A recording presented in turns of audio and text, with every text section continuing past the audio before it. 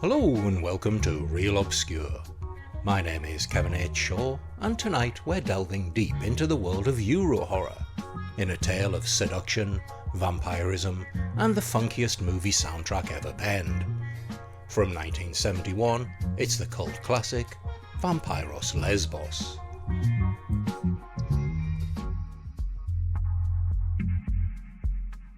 Vampyros Lesbos was written and directed by Jesus Franco Manero, better known to the world of cinema as Jess Franco, although for the purposes of this movie he went by the name Franco Manero.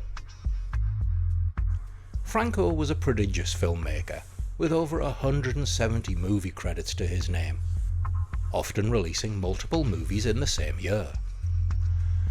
And much like his French counterpart Jean Rollin, Franco directed a number of adult movies to supplement his income as a filmmaker. As a result of this, and his often limited budgets and shooting schedules, Franco's catalogue of work is somewhat uneven, with a number of exploitation quickies or hardcore movies being used as a stepping stone to bigger budget movies. Bigger budget being a relative term. Now, even the most die-hard of Franco fans will admit that his output was uneven. His work was always interesting, but to say it's what we'd consider of a high standard would be an overstatement. That's not to say his movies aren't enjoyable or engaging, mostly, but don't come into a lot of them expecting Citizen Kane. Thankfully, one of his most famous movies and the subject of tonight's episode, Vampyros Lesbos, sees Franco at the height of his powers. It's a genuinely good movie, with great cinematography, a fantastic cast, and an engaging plot that's much more than Franco's background in exploitation or the somewhat salacious title would lead you to believe.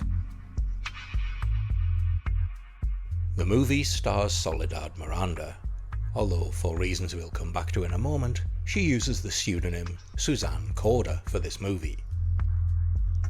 At a young age, she toured as a flamenco dancer in her native Spain before moving to Madrid at the age of 16. During this time, she made over 30 movies in a variety of genres and even had a career as a pop singer, releasing a number of what we probably now term bubblegum pop songs. After the birth of her son in 1967, she took a couple of years out to become a full-time parent.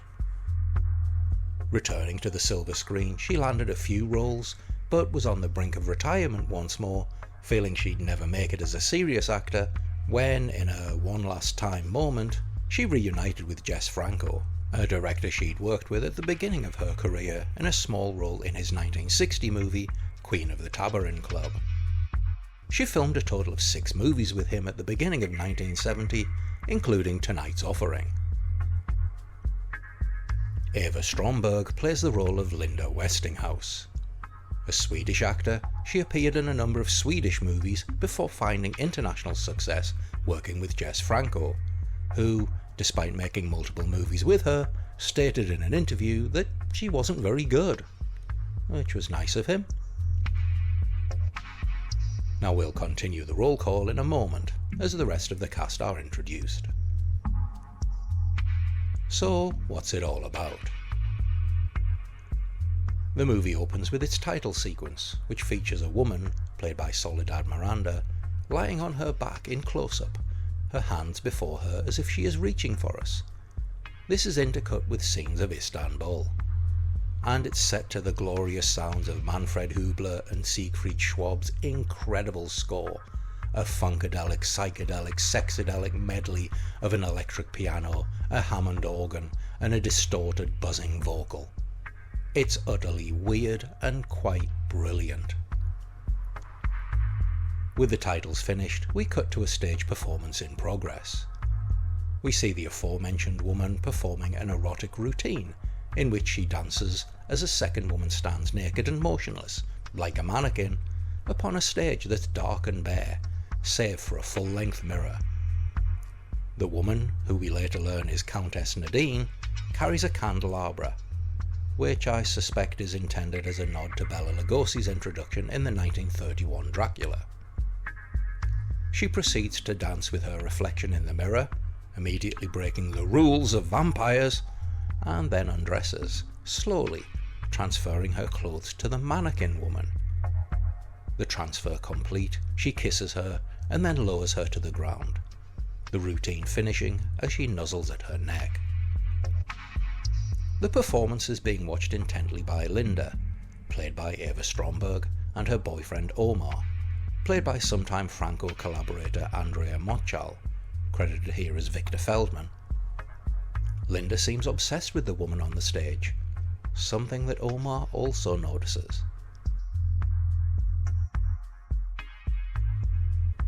That night, Linda dreams of the woman, who calls her by name, and in a sequence loaded with symbolism and imagery, she finds herself drawn to her. She explains the next day to her psychiatrist, Dr. Steiner, that this recurring dream features a place and a woman she has never met before until last night, and that she finds these dreams frightening, but also admits that they arouse her. Dr. Steiner is played by Paul Mueller, an Italian actor and another of Franco's regular cast, appearing in almost a dozen movies for the director. While Linda recounts her dreams and encounter with the strange woman, he listens, detached, doodling scenes of animals, a TV studio and a number of stickmen. After she expresses her confusion and fears over these dreams and the feelings they evoke, he effectively shrugs and says Linda is just frustrated and should just find a better lover. Later, Linda, who we discover is an attorney, is dispatched to take care of an inheritance for the aforementioned Countess Karodi, a trip that requires a significant journey, including a boat ride to her island. When she arrives late and misses the last boat trip, Linda finds the Countess has arranged for her to spend the night at a hotel, where we're introduced to the hotel porter, Mehmet, played by Franco himself. In full-on creepy mode, he shows Linda to her room, announcing, "It's the best room in the hotel," which, if this is the best, then I'd really hate to see the worst, and that he prepared it for her himself, which just sounds so utterly creepy. Anyway, she settles in, but later awakens from a nightmare, and finding that her water jug is empty, goes looking for Mehmet. She finds him, and he tells her she must turn back, that the island is a place of death and madness, before he is told to get back to work by his boss. Hurriedly, Mehmet tells her to meet him in the cellar later, and Linda, not sensing any of Mehmet's creepiness, agrees. And that night she finds him torturing a woman to death, and so flees. We cut to her arriving on the island, where she finds the Countess sunbathing on her deck. The two talk, with Linda explaining that she feels she's been here before, and has met Nadine previously. Nadine states she feels the same way, and then suggests they both go swimming. Linda has no bathing suit, but the Countess explains there's nobody around to see them, while her manservant Morpho, played by an uncredited Jose Martinez Blanco, watches them frolic in the water. The two sunbathe naked for a time, again with the Countess breaking the law when it comes to vampires, before returning to the house.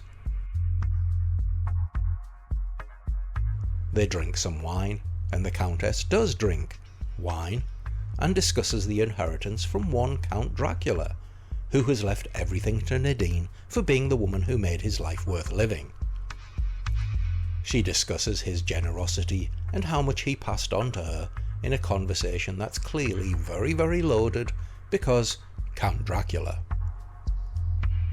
The Countess says she too will one day pass on this generosity, and when Linda suggests she could help, she agrees, saying perhaps that it will be even sooner than she imagines. But Linda finds herself becoming woozy and complains of a headache, as she doesn't normally drink wine. Seriously, I hope you're getting how all this scene is built around one of Lugosi's best lines.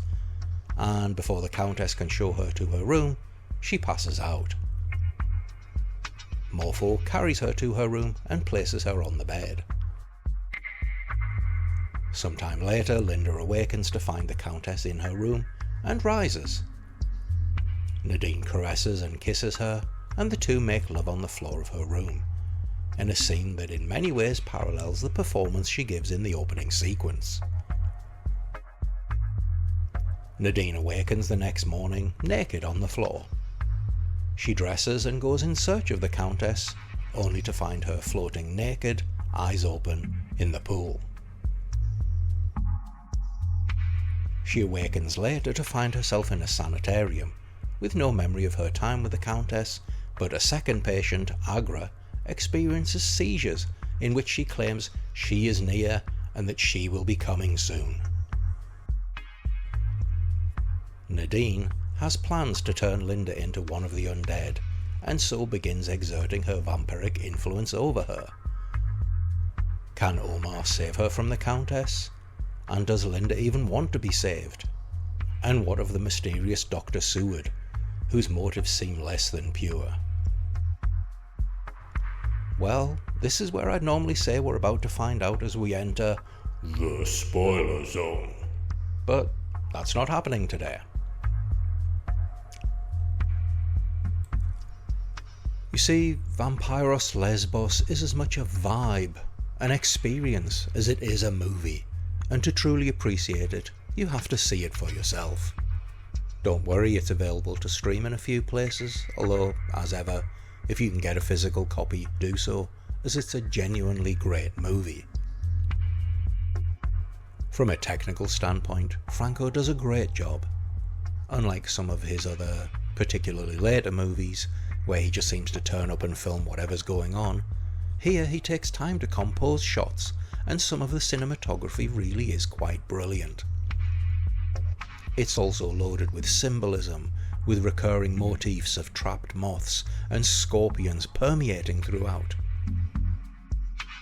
It looks great, and is a sign of what a skilled filmmaker he was when he wasn't under the pressure of shooting production line adult features or exploitation movies. It's also a fantastic riff on many of the elements from vampire tales, particularly Dracula, with its inversion of many vampire legends and reframing of elements from Stoker's novel. Linda Westinghouse is an analogue for both Jonathan Harker and Mina Westenra, and in Seward we have a Van Helsing-style expert on vampires, although again, Franco plays with the character in a way that you might not expect. He also has not one but two Renfields, in the form of Agra, played by Hydron Kusin, and Mehmet, a role Franco himself portrays. Taking a few cues from the same tale, the movie's dialogue also features some superb subtext, with conversations often having multiple meanings or a shift in emphasis that can turn a statement inside out. For a movie that could be dismissed as a cheap exploitation flick, there's a lot of care here, with Franco and co-writers Hemi Shivari and an uncredited Ann Settimo taking time to craft a script that works on multiple layers. But for all the similarities, Countess Nadine is not a simple gender-swapped Count Dracula. She's much closer to the title character of Le Fanu's Carmilla, being something more of a tragic figure, who it seems genuinely has a connection with Linda, and is played in a much more sympathetic light than the Dracula of the movies, who is simply there to claim his victims as his own. Indeed, it could be argued that as Countess Nadine's desire for Linda grows, she becomes a thrall to her. It's an interesting shift in the power dynamic. The music is also sublime. Composers Manfred Hubler and Siegfried Schwab were a keyboard player and guitarist respectively, who collaborated with Franco to produce a soundtrack that's psychedelic experimental jazz, veering from twangy guitar pop to sensual and romantic themes effortlessly. The entire playlist is available on YouTube from the Sexadelic Dance Party album, so you can check it out for yourself. Now I know the first time you hear it you're going to listen purely for the kitsch value, as it's so of its time. But upon subsequent listenings, and when you hear it in the context of the movie, you'll realise just what a fantastic achievement this score is, and stop listening to it ironically, and instead begin to appreciate just how amazing the whole thing is. And then there are the performances. Eva Stromberg is, I guess you could say, functional. Although she's the movie's protagonist in the classic story structure, she's really not given a lot to do, and she's fine in the role, which basically involves being scared or being seduced in the earlier stages. Although she does gain some agency later and ultimately becomes the plot's prime mover, so it is good to see some growth in the character. There's also a subtext here of female empowerment, with Linda being trapped in an unsatisfying relationship with a man and finding the idea of the Countess both liberating and frightening, reflecting the opinions of the time with regard to same-sex relationships, particularly in Franco's native Spain, where the government of General Franco, no relation, had decreed that homosexuality was illegal and enacted multiple laws to repress it. Victor Fieldman's Omar and Paul Muller's Dr. Steiner are fine for what they are, as their characters aren't really fleshed out and are generally there to represent maleness. They basically spend their time telling Linda what to do.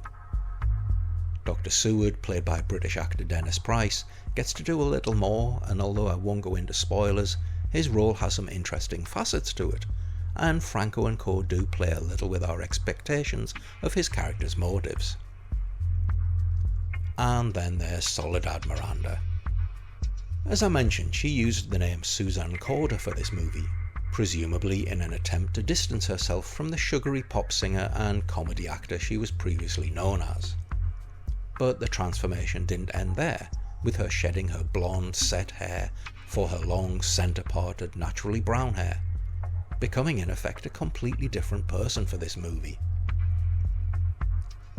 Vampyros Lesbos has a dreamlike quality to it, with its surrealist imagery, lingering shots and dreamy soundtrack, but a key part to the movie's hypnagogic atmosphere is Soledad Miranda's performance.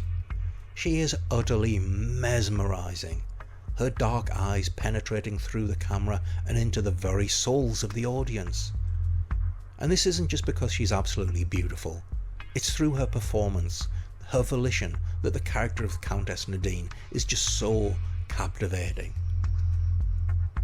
According to Franco, all who worked with Miranda fell in love with her in some way, and you can certainly see why, as her performance is just spellbinding. It would be very easy to see Nadine as a predatory creature, preying upon her victims, but a great script and an even greater performance makes her a genuinely sympathetic character.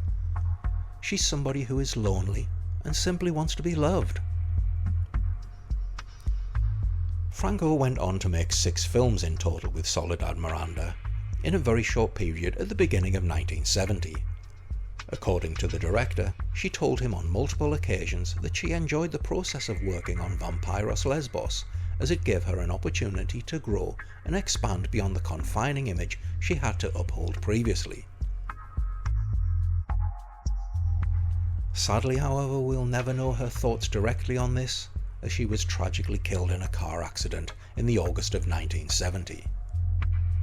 In a double twist of irony, the driver of the vehicle was her husband, a former professional race car driver, and the pair were on their way to a meeting where she was to sign a lucrative film contract. None of the movies she made with Franco were ever released in her lifetime, meaning she never got to see the acclaim her performance in this movie would go on to receive. She was just 27 years old when she passed away. Vampyros Lesbos is a genuine classic of cult cinema, a hypnotic experience in mood, visuals and eroticism that's easy to dismiss as 70s exploitation trash, but is much more deeply layered than its title would make you believe. In the same wave of cinema that saw the release of Messiah of Evil and Let's Scare Jessica to Death, it's a complete sensory experience and not merely a movie, but rather something that affects you on a deeper emotional level. Sometimes it's driven by logic and narrative, and other times it's a surrealist experience, an attempt to film a dream, with all its haziness of logic and lingering visuals. It's also proof that a movie about naked women making out on the floor to sitars and Hammond organ solos can become beautifully transcendent. And on that note, thanks for listening, and I'll see you all on the next episode of Real Obscure. This episode of Real Obscure was written, produced and accompanied by funky brass stabs by me, Kevin H. Shaw. If you enjoyed this episode, then please like, share and subscribe. If you're on YouTube, remember to also turn notifications on so you'll never miss another episode. YouTube viewers can also support the show by making a donation using the thanks option, which is greatly appreciated. Sharing this video on your social media profiles would also be a great way to help the show grow. Your thoughts are always welcome, so please comment below, or you can email the show at hellorealobscure@gmail.com. And you can learn more by visiting realobscurepod.com, and I'm also on Blue Sky using the handle @realobscurepod. Vampyros Lesbos is copyright 1970. All content here is used for educational and commentary purposes under Section 107 of the Copyright Act, fair use, and remains the property of the respective copyright holders. Presented here for the purposes of critique, commentary and discussion. No copyright infringement is intended. So please don't sue me or make me stay in a hotel room prepared by Mehmet.